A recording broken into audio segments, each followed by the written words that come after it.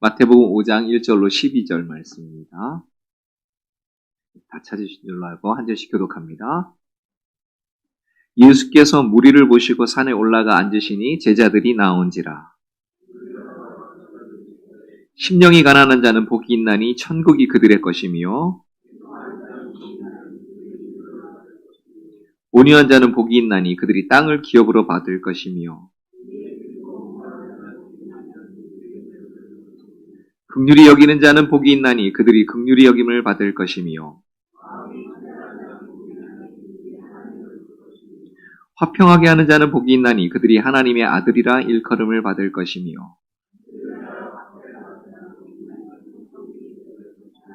나로 말미암아 너희를 욕하고 박해하고 거짓으로 너희를 거슬러 모든 악한 말을 할 때에는 너희에게 복이 있나니 기뻐하고 즐거워하라. 하늘에서 너희의 상이 큼이라. 너희 전에 있던 선지자들도 이같이 박해하였느니라. 아멘. 네, 할렐루야. 네, 우리 옆에 분에게 인사하겠습니다. 주의 위로가 충만하시길 바랍니다. 네.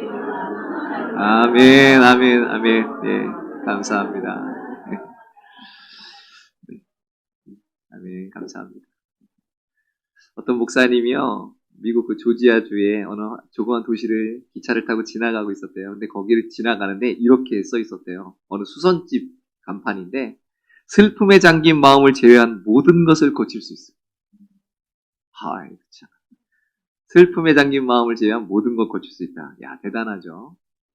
근데 그 간판을 보는 순간, 야, 대단하다라고 하면서 또 한편으로 이런 생각이 들었대요.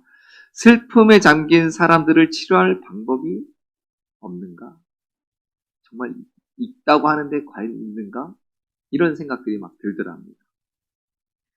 여러분 어떻습니까? 여러분 살아가면서 이번 한 주간 지나오면서 여러분 마음에 뭐가 쌓여 있습니까? 여러분 때로는 우리를 참 절망케 하고 우리의 마음을 굉장히 아프게 하고 힘들게 하는 그러한 일들이 켜켜이 쌓여 있지는 않습니까? 근데 그러한 아픔들, 그러한 슬픔들, 그러한 절망들 이런 것들 어디서 위로 받으십니까? 수다 떨면서 푸십니까? 아니면은 뭔가를 명품백을 막 사면서 거기에서 막 희열을 느끼면서 푸십니까? 아니면 어떻게 푸십니까? 요즘 사람들이 하도 각박하고 우울하고 어렵고 힘드니까 사람들이 뭐 좀 재밌는 거 없나? 이거 많이 찾아요. 그래가지고 그렇게 막 예능 프로그램 이런 거 많이 하고 개그 프로그램 많이 사람들이 찾고 이런 거 하잖아요. 뭔가 내 속을 좀 후련하게 해주는 거 없나? 이러면서 운동도 좀 막 땀 흘려서 해보고 뭔가 막 게임도 막 몰입해보고 막 이런 거 음악도 막 크게 틀어가지고 막 아주 그냥 고막 터져나가게 막 듣기도 하고 저도 그래 봤거든요. 카 오디오가 그때 예전에 제게 너무 좋았어요. 차 안에 우퍼가 있어가지고 끝까지 틀면 고리 울렸어요. 막 그냥 띵 울렸어요. 막 그렇게까지 한번 올려보고 스트레스 받을 때 막 소리를 막 끝까지 한번 올려보는 겁니다. 저 고등학교 때는 왜 그랬는지 모르겠는데 그렇게 헤비메탈을 많이 들었어요. 막 그냥 그 굉음을 듣는데 볼륨을 끝까지 올리고 듣는 겁니다. 아주. 제가 그래가지고 약간 약청이에요. 하도 들어가지고. 요즘 그래가지고 하여튼 어떻게든지 내 감정을 이렇게 쏟아내고 좀 뭔가 풀고 싶어하고 좀 그런 시대를 살고 있지 않습니까? 할 수만 있다면 내 감정에 이런 것들을 좀 다 풀어내고 싶다. 이 애통을 좀 풀어내고 싶다. 여러분 어떠세요? 그렇습니까? 근데 오늘 예수님 뭐라고 하시나요? 애통하는 자가 복이 있다라고요. 존 스토트 목사님은요 이렇게까지 얘기했어요. 애통하는 자는 복이 있나니 이걸 이렇게 얘기했습니다. 불행한 사람 복이 있나니. 아, 이게 뭔 말이냐. 여러분 우리 여기서 하나 짚고 가야 되는데요. 지난주에 심령이 가난한 자는 복이 있나니 이 말씀드렸잖아요. 그러면 심령이 가난한 자가 따로 있고 애통하는 자가 따로 있는 게 아니에요. 지금 한 사람한테 하는 얘기예요. 심령이 가난하고 그리고 또 애통하고. 아, 이거는 엎친데 덮친 건가? 아, 빈털터리가 되는 게 복이 있다라고 하는데 이게 도대체 무슨 말인가 싶은데 거기다가 또 애통하래. 우르래. 야, 그래야 복이 있대. 야, 이게 뭐죠? 여러분, 우리는 이 말씀을 들으면서 두 가지에 대한 질문을 하게 됩니다. 첫 번째는, 그럼 예수님이 말하는 애통은 도대체 뭐냐? 어떤 슬픔을 지금 말하고 있는 거냐? 두 번째는, 그 복이 도대체 뭐길래, 우리에게 복이 있다고 하는 거냐? 라고 하는 것이죠. 첫 번째로 어떤 애통이냐, 어떤 슬픔이냐 하는 거죠. 크게 세 가지로 좀 말씀드리겠습니다. 우리 삶에서 1차적으로는요, 오늘 우리 삶에서 겪는 매우 심각한 일들로 인한 애통과 슬픔이에요. 이 카일 아이들먼이라고 하는 목사님은 예수님께서 지금 애통이라는 말을 사용하실 때 우리가 그저 우리 삶 속에서 내 어떤 인격이 수양되거나 인격 형성에 좀 유익이 되는 작은 시련 정도를 이야기하는 게 아니라고. 우리 삶 속에서 그때가 추억이었다라고 여길 정도로 그냥 그때 그랬었지라고 하면서 이렇게 웃어넘길 정도의 그런 아픔이나 시련이 아니라는 거예요. 이거는 매우 심각한 문제가 벌어진 상태다라고 이야기를 하는 겁니다. 실제로 우리 예수님 당시에는요, 아이들이 태어나도 생존율이 굉장히 낮았다는 거죠. 그리고 삶이 너무 각박해서 다 굶주리고 있었고, 질병이 만연해 있었고, 그리고 하나님의 백성이라는 이 자긍심이 처참하게 무너질 정도로 로마에게 짓밟혀 있습니다. 다 무너진 거죠. 안팎으로 다 무너지고 있는 상태. 그래서 오늘 예수님께 나온 모든 사람들은 그 삶 자체가 그냥 애환이에요. 애환, 애통. 이걸로 가득 찬 사람들이에요. 누구랑 비슷하죠? 우리네 삶하고 좀 비슷하지 않습니까? 사실 우리들 중에 대부분의 사람들은 그 가슴 속에 다 아픔을 다 이렇게 쌓고 있어요. 그렇죠? 고민이 없는 사람이 딱 한 사람이 있답니다. 누굴까요? 죽은 사람.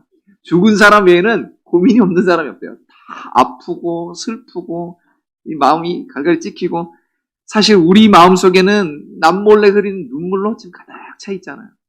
그렇지 않습니까? 애써서 아닌 척하지만 사실 그렇다고요. 그런데 성경에서 보면 욥이라는 사람이 나와요. 욥은 자기가 너무나 고난스럽고 애통하는 순간에 전에 경험하지 못했던 하나님을 경험하게 됩니다. 그래서 그는 이렇게 얘기해요. 내가 주께 대하여 귀로 듣기만 하였사오나 이제는 눈으로 주를 배웁나이다 라고 말합니다. 사실 이게 하나님의 자녀들이 고난의 한복판에서 발견하게 되는 복이에요. 무슨 말이냐면 여러분 이유가 어찌 됐든 간에 여러분 상황이 어떻든지 간에 그 일로 말미암아 내가 주를 찾고 주 앞에 나오면 그 사람 복된 자라고 합니다. 메시지 성경에는요, 이 4절 말씀을 이렇게 번역을 해요. 가장 소중한 것을 잃었다고 느끼는 너희는 복이 있다. 그때야 너희는 가장 소중한 분의 품에 안길 수 있다. 라고 얘기합니다. 우리는 살면서 뭔가 상실되고 없어지고 부족한 것에 대해서 굉장히 고통스러워하고 힘들어하고 안타까워하고 애통해합니다. 그런데 그 순간에 우리가 눈을 들어서 하나님을 바라볼 수만 있다면, 그 순간에 우리가 하나님께로 달려갈 수만 있다면 우리는 복받은 자입니다. 하나님께서 우리와 함께 하시기 때문에 그렇습니다. 하나님께서 우리를 채우실 것이기 때문에, 우리 인도하실 것이기 때문에 그렇다는 겁니다. 그래서 애통하는 자가 복이 있는 거예요. 여러분 사실 애통하지 않으면 하나님 잘 안 찾아요. 그렇죠? 뭔가 삶이 뻑뻑하고 힘들고 어려우니까 그때 하나님 찾죠. 갑자기 주인이 집 빼릅니다. 아, 주여 어디로 갑니까? 이 돈 가지고 갈 데가 없습니다. 주님. 아버지! 그때 찾는 거 아니에요. 난 겁나 건강하다고 했는데 갑자기 의사가 말깁니다. 그러면 주여! 이제 주여 소리가 저절로 나오잖아요. 안 그래요? 갑자기 사업이 어려워져가지고 막 폭삭 주저앉거나, 우리 새끼는 안 그런 줄 알았더니 갑자기 우리 새끼가 TV에서 나오는 그런 일을 막 겪거나 속색이거나, 주여 소리가 정말 저절로 나오는. 여러분 이유가 어떻든 상황이 어떻든 간에 그 일로 말미암아 내가 하나님께 나아갈 수 있다면, 하나님을 찾을 수 있다면 그 사람은 복된 자입니다. 근데 그런 상황에도 안 찾는 사람이 부지기수로 많아요. 그러니 우리는 얼마나 복된 자예요. 그러니까 그런 것을 연유로 해서 하나님께 나아왔습니다. 두 번째, 그럼 어떤 애통이냐?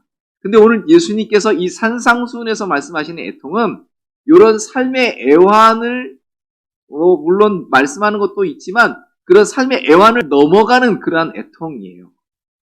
어떤 것이냐면 헬라어에서는요, 이 슬픔을 의미하는 단어가 9가지가 있는데 그 중에 오늘 사용된 예수님이 사용하고 있는 요 애통이라는 단어가 가장 강력한 슬픔을 의미하는 단어예요. 그러니까 어떤 거냐면 사랑하는 사람이 내 앞에서 죽어가는 그것을 놓고 가슴을 치면서 하는 애통이 그 애통이에요. 감출 수 없을 만큼의 강력한 슬픔, 내 마음을 아리게 하고 주체할 수 없이 눈물을 흘리게 만드는 그런 슬픔 말하는 거예요. 야곱이라는 사람은 그의 아들, 사랑하는 아들 요셉이 죽었다고 여겨졌을 때 그에게 애통함이 있었어요. 창세기 37장 33절부터 우리가 보면 아버지가 그것을 알아보고 이르되 내 아들의 옷이라 악한 짐승이 그를 잡아먹었도다. 요셉이 분명히 찢겼도다 하고 자기 옷을 찢고 굵은 배로 허리를 묶고 오래도록 그의 아들을 위하여 애통하니 그의 모든 자녀가 위로하되 그가 위로를 받지 아니하여 이르되 내가 슬퍼하며 스올로 내려가 아들에게로 가리라 하고 그의 아버지가 그를 위하여 울었더라. 제가 금요일날 오늘 우리 집사님이요, 자기 회사 동료인지 거래처인지 하여튼 뭐 그분이 갑자기 아들이 죽었다고. 어떻게 했냐면은 전기차 타고 가다가 어디를 들어받았는데 차가 불이 나가지고 그냥 거기서 애가 타 죽었대요. 아들이 38살인데 그 부모는 어떻겠어요? 그 아들 아직 부모는 그 아들 시신도 못 봤다는데 생각을 해보시죠. 내 새끼가 타 죽었다. 아, 그건 진짜요.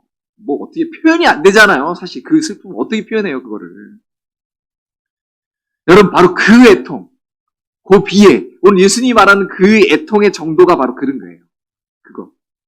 그런데 산상수에서 말하는 그 애통이 그러면 우리가 살면서 자식을 잃은 그러한 슬픔이나 어떤 뭔가가 부족하거나 내 삶에 애환이 있거나 하는 그런 애통이 아닌 다른 차원의 애통이라고 하는데 똑같은 선상에서 이거를 지금 얘기하거든요. 그 정도의 아픔으로 애통하는 자가 복이 있다라고 얘기하는데 뭐냐는 거죠. 그게 뭐예요? 바로 내 죄로 인한 고통을 얘기합니다. 내 죄로 인한 애통. 윤동주 시인을 제가 참 예전에 그분 시인을 이렇게 몇 개밖에 몰라요. 그런데 그 학창 시절에 너무 이분의 시가 요 서시에 너무 유명하잖아요. 근데 이게 너무 제가 가슴에 확 들어왔어요. 제 학창 시절에. 그래가지고 하늘 우러러 한 점 부끄러움기를 잎새 이는 바람에도 나는 괴로워했다. 별을 노래하는 마음으로 모든 죽어가는 것을 사랑해야지. 그래서 이걸 외우는데 괜히 센치해져가지고 이렇게 외웠는데요. 여러분, 이분의 이 시 첫 구절이요. 저는 예사로 안 보였어요, 사실은. 물론 그걸 어떤 시대 상황으로도 볼 수 있겠지만 저는 여러분 우리 신앙에서도 이런 부분이 있어야 된다고 저는 생각을 해요. 윤동주 시인이 지금 뭐라고 얘기합니까? 내가 하늘을 부르러서 하나님을 위하여서 한 점 부끄러움 없는 삶이기를 소원한다. 근데 뭐라고 그래요?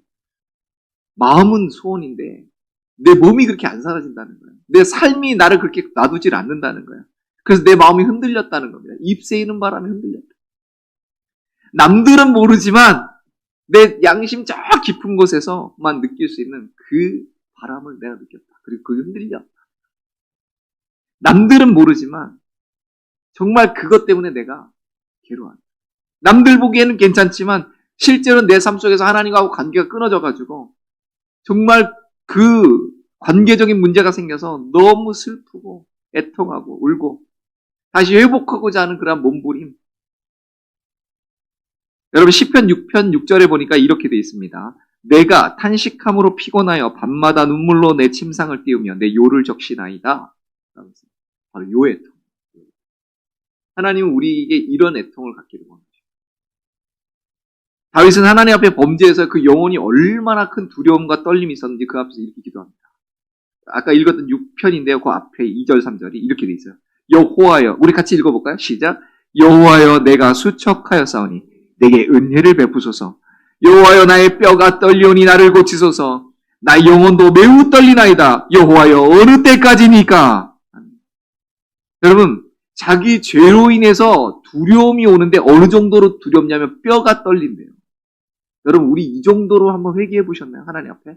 하나님 앞에 두려워가지고 내 이 죄가 두려워서 이 정도의 떨림이 있어 보셨나요?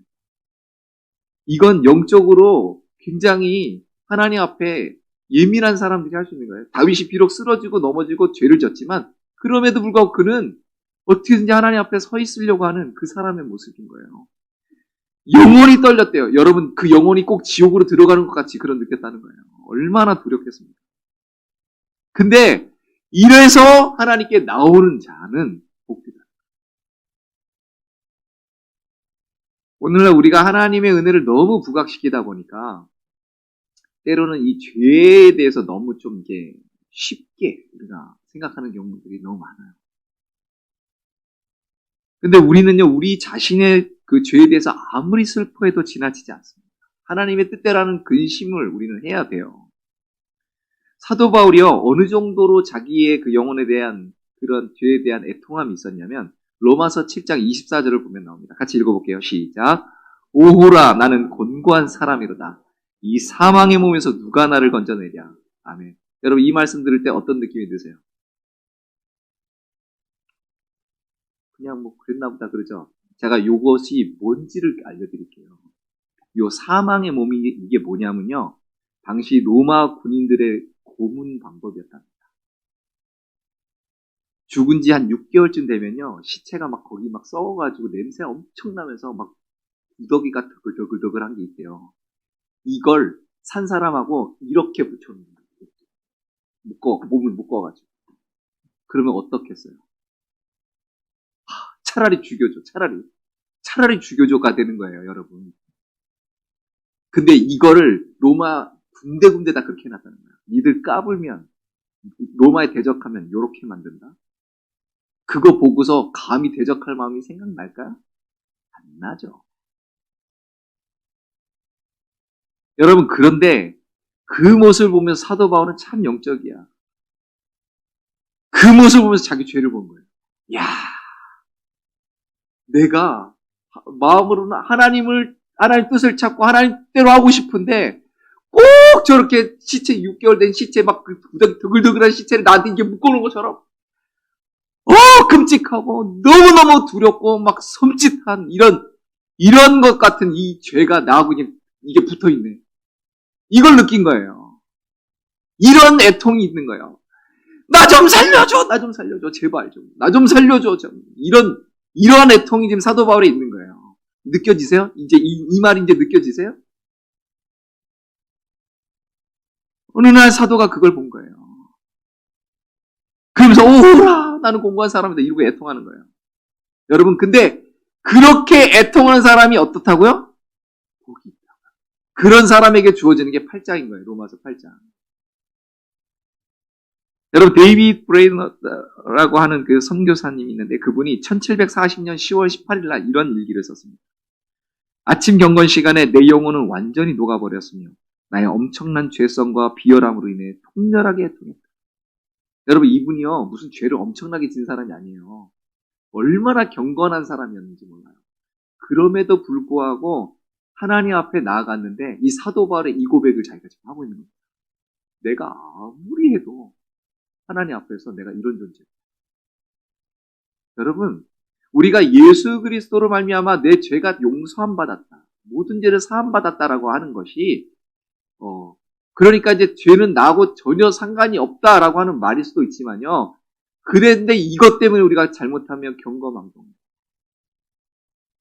진짜 영적으로 깊어지는 사람들은요. 오히려 그 반대가 돼요. 요만한 죄에도 막 소스라치는 겁니다. 예수를 믿고 나면 생기는 게 중에 아주 극렬하게 나타나는 게 뭐냐면 내 죄가 발견되는 거예요. 내가 누군지를 아는 거예요. 여러분 내 죄가 뭔지를 알아야 거기서 애통이 나오는 겁니다. 내 죄가 뭔지를 알아야 예수 그리스도께서 날 위해 십자가에 달리신 저 은혜가 뭔지를 알게 되는 거예요. 내 죄가 뭔지를 알아야 그래서 그 예수님이 날 위해 그러한 희생과 사랑을 나에게 베푸셨다는 걸 알아야 그래야 내가 진짜 예배를 드릴 수 있고 그래야 내가 진짜 예수님을 섬길 수 있고 그래야 내가 진짜 주님을 사랑하고 경외하고 정말 그분께 대한 충성을 바칠 수 있는 사람이 되는 거예요. 왜 우리 신앙이 이렇게 흐리멍덩하느냐? 왜 우리가 그냥 물에 물 탄 듯 술에 술 탄 듯 이러느냐? 내 죄가 뭔지를 모르는 거예요. 내 죄가 뭔지를 모르니까 예수님 십자가에 달린 게 뭔지를 모르는 거예요. 그러니까 그냥 막혔나 보다. 나 좀 죄 졌는데 뭐 지옥 갈 것 같지는 않은데 뭐 믿어야 천국 간다니까 그냥 믿어 드릴게요. 뭐 이러고 있는 거예요, 여러분 지금. 여러분 우리 똑바로 알아야 돼요. 예수님께서 우리에게 명령하신 그래서 네 죄 때문에 애통해라. 하나님하고 관계가 깊어지면 깊어질수록 더 내 안에 숨겨진 그 죄성들이 드러나는 거예요. 알게 되는 거예요.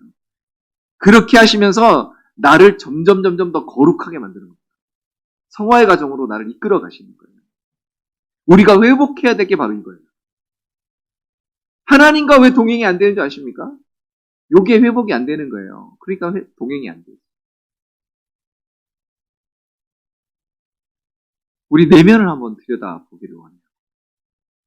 그리고요, 여러분, 우리가 주님, 이 내 죄에 대한 애통함을 회복할 수 있는 그런 은혜를 주십시오. 여러분, 크리스찬에게 있어서요, 눈물이 마르면 안 돼요. 사실 저도 막 그 십자가 보면 막 눈물이 줄줄 나와야 되는데, 어느 때는 눈물이 안 나와요, 솔직히. 은혜가 감사하긴 한데, 눈물이 안 나와. 근데 눈물이 마르면 안 돼요. 눈물이 마르니까 죄를 쉽게 져버려요.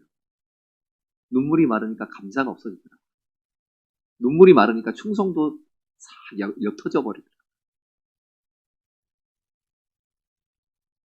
여러분, 근데 이런 복과 전혀 상관없는 사람들이 있었어요. 그 사람은 누구냐면 바리새인들이에요. 종교 지도자들.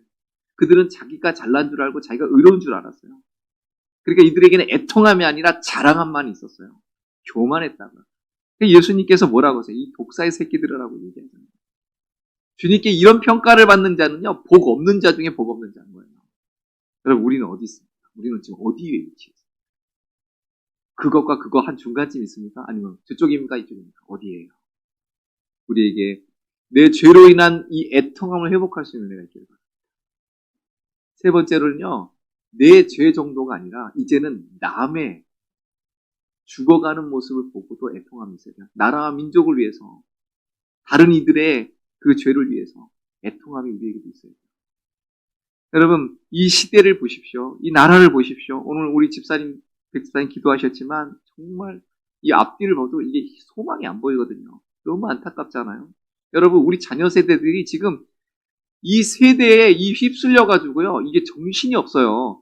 이 정신이 어디로 갔는지 모르겠어요. 완전 다 세뇌당하고 있습니다. 지금 우리 아이들이요. 하나님이 있는지도 모르고요. 하나님을 인정하려고 들지도 않고요. 그리고 하나님, 우리 믿는 자녀라고 하는 이 아이들조차도 죄가 죄인지도 몰라요. 왜 나한테 그러냐? 남들 다 저렇게 살아가는데.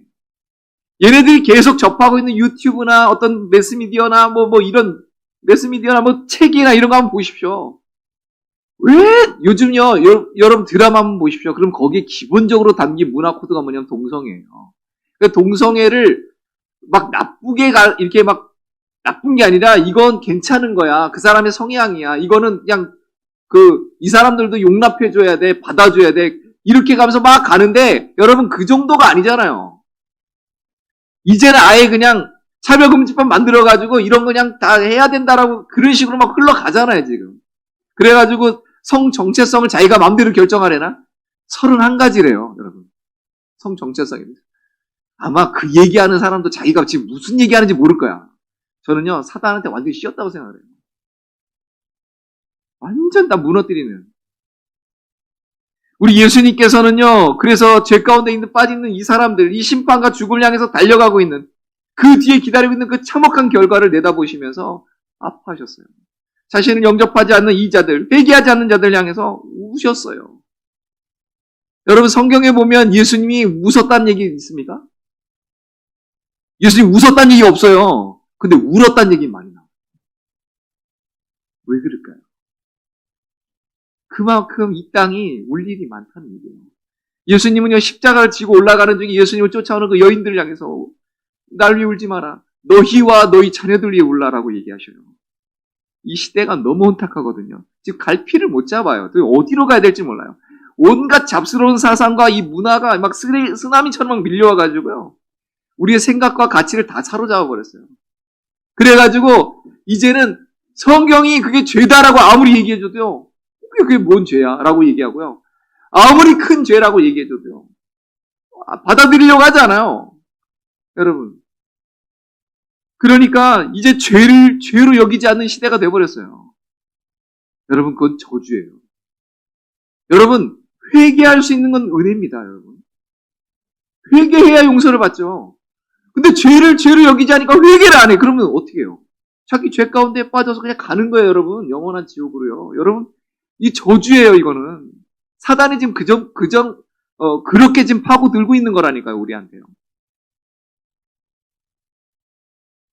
우리는 나라 민족에서 울어야 됩니다. 지금 너무너무 지금 어렵고 힘든 가운데 있어요. 세계 정세도. 그러니까 안팎으로 우리가 지금 위협 가운데 있거든요. 너무 어렵고. 울어야 돼요. 에스겔 선지자는요, 하나님의 신실한 자들이 어떤 자들인지 말합니다. 에스겔서 9장 4절에 여호와께서 이르시되 너는 예루살렘 성읍 중에 순행하여 그 가운데서 행하는 모든 가증한 일로 말미암아 탄식하며 우는 자의 이마에 표를 그리라. 여러분, 하나님께서 그 나라를 멸망하고 심판하시는 가운데 어떤 자를 구원하시느냐? 그 행하는 모든 가증한 일들로 말미암아 탄식하며 우는 자, 이 사람들에게 표를 합니다. 이 사람들이 구원이 임하는 겁니다. 사도 바울도요, 거짓 교사들에 의해서 교회에 문제가 일어난 것 때문에 울었어요. 빌립보서 3장 18절에 내가 여러 번 너에게 말하였거니와 이제도 눈물을 흘리며 말하노니 여러 사람들이 그리스도의 십자가의 원수로 행하느니라. 심지어 그는요, 자기 민족이 구원받기를 위해서 나를 지워주십시오까지 얘기한 사람이에요. 그 정도로 애통하고 그런 나아간 사람들이에요. 왜 그럴까요?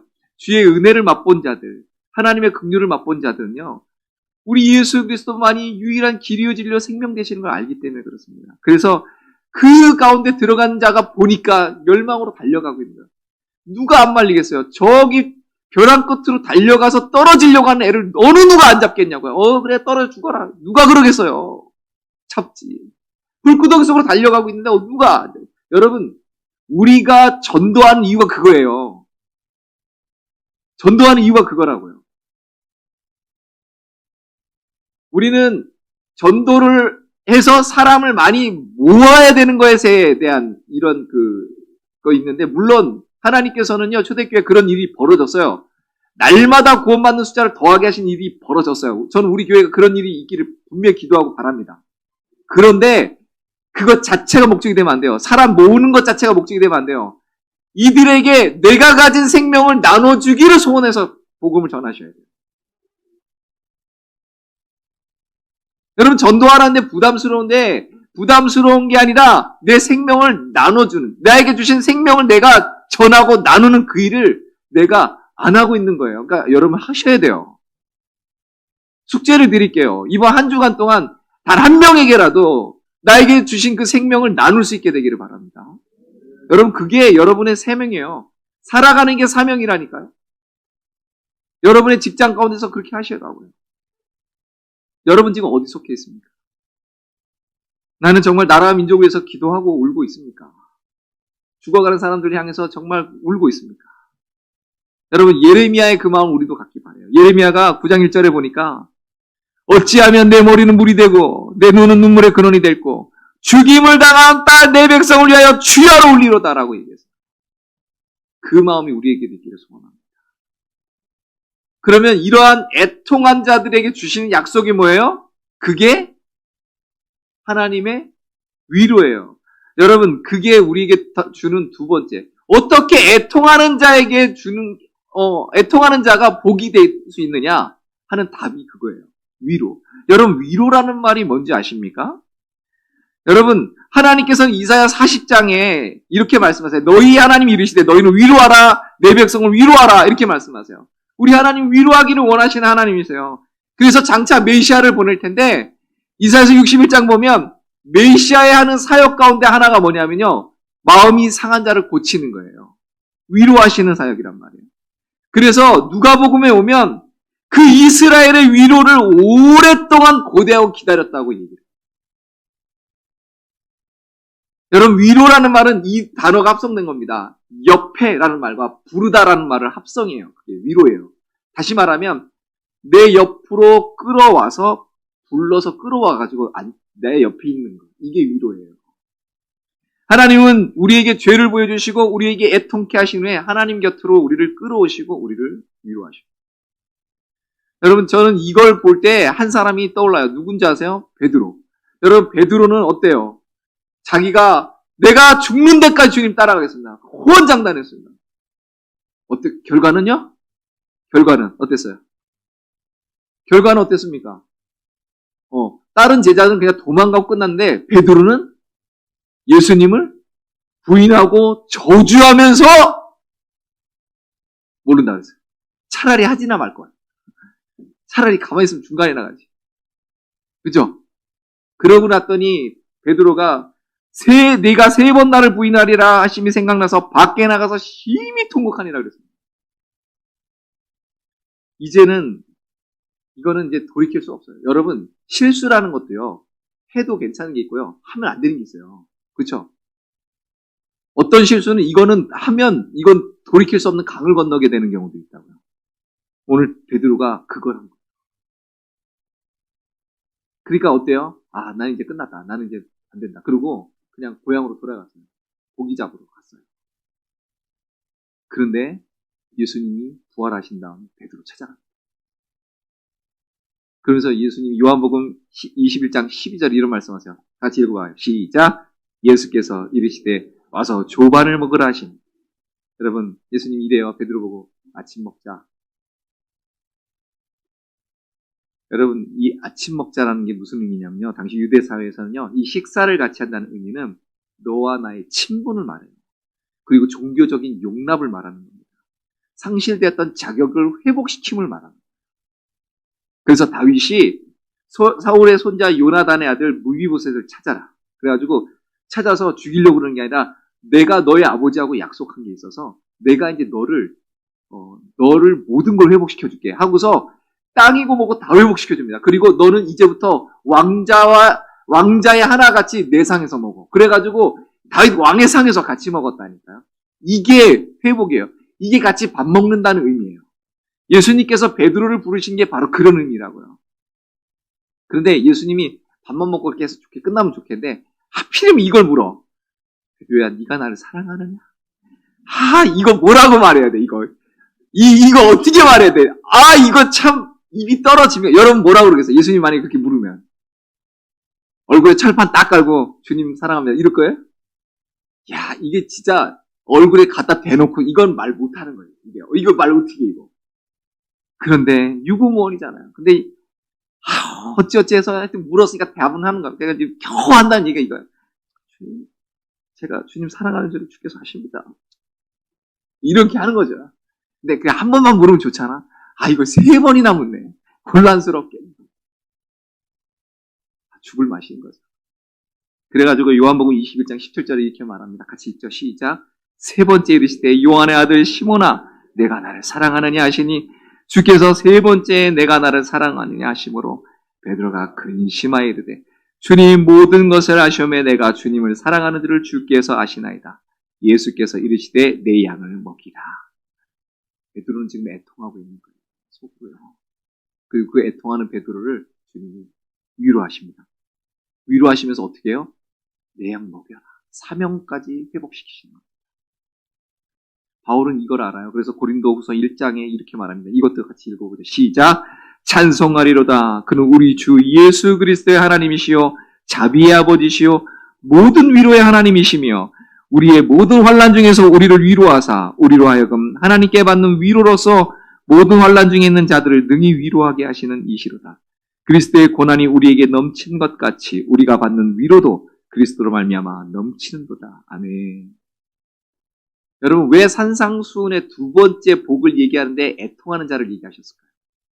여러분 생각해 보신 적 있나요?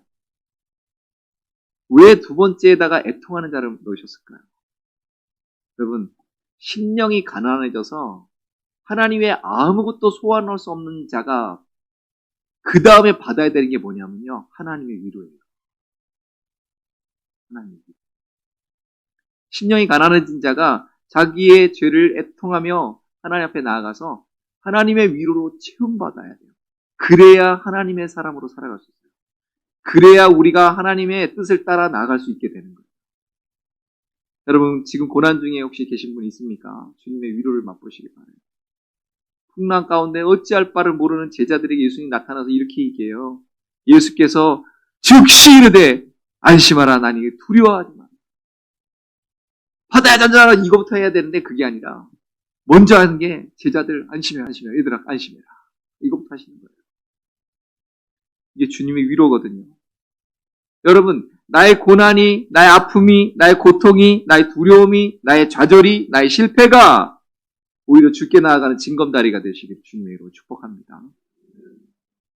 나의 죄로 인해서 하나님 앞에 죄스럽고 송구스럽고 막 못 나가고 뭔가 막 막히고 껄껄하고 하시는 그런 분이 있습니까?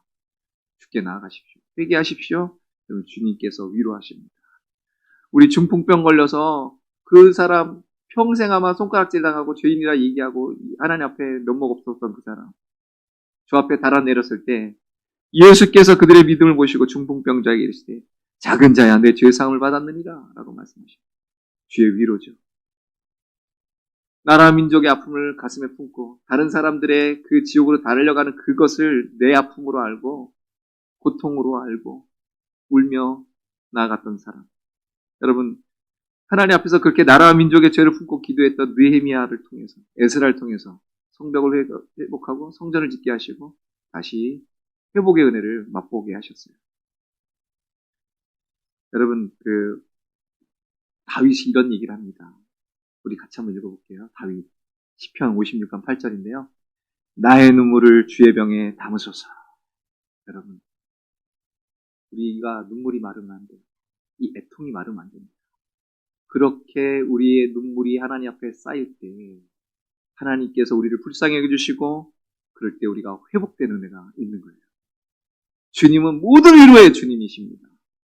그 주 앞에 우리가 애통함으로 나아갈 때 주의 위로를 가득하게 될 줄로 믿습니다. 그 위로가 가득하게 되시기를 주님의 이름으로 축복합니다.